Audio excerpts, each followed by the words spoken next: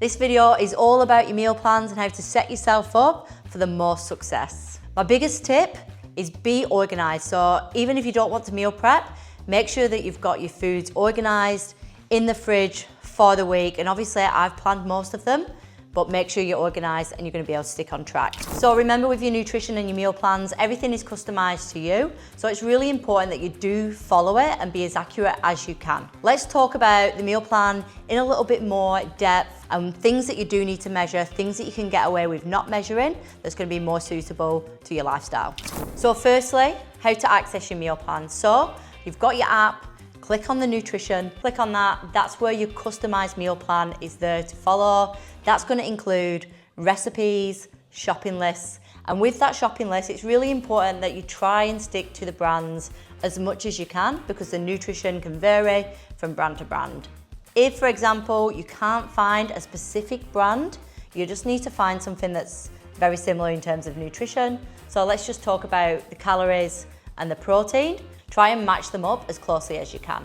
If you're not following the meal plan and you need to track your own days, which is absolutely fine as well, make sure you utilize the app and you can track in those days. That way I can see what you're eating, and if you need to make any changes, I can just let you know. Remember, nutrition is the most important thing, and if you can be consistent with your nutrition, you're gonna get so much better results. So let's talk about some of the things that you don't really need to measure. Things like salad, vegetables. Please feel free to add more to your meals. They're gonna add volume to the meals, which is gonna keep you fuller for longer. They're also gonna add micronutrients. So these stuff, don't worry too much about spending too much time with the scale weighing and measuring, and feel free to add extra veggies and salads. Things that you do need to measure that are gonna make a massive difference and you cannot eyeball. So your protein sources, you need to measure it. Your scales, things like cheese, things like sauces, things like this, and oils you need to measure. That way you can make sure that you're being consistent with your food and not just eyeballing it.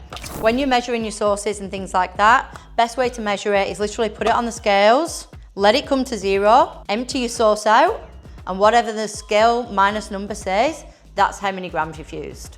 All right, top tip. And then when you're measuring everything else for your meal plans, it needs to be raw food. So chicken, mince, all that stuff, it's the raw measurements that you're gonna weigh and measure, not cooked. All right, so your recipes. You're gonna have your recipes. On the recipes, it's gonna tell you how many servings it makes. It's then gonna have a list of ingredients. You need to follow the grammage on the ingredients to make sure it's accurate. If, for example, you need to feed more mouths, this is what you're gonna do. You're gonna use your recipe and how many servings it is and divide by that many servings. So say if it serves 3, divide all the ingredients by 3, and you need to make 5, times it by 5, and that's how you change the servings. Last little bits, if you're eating out, you need to make sure that you do put this in the app just so you can be accountable to different meals at different places, because we all know there's definitely more energy when you're eating out.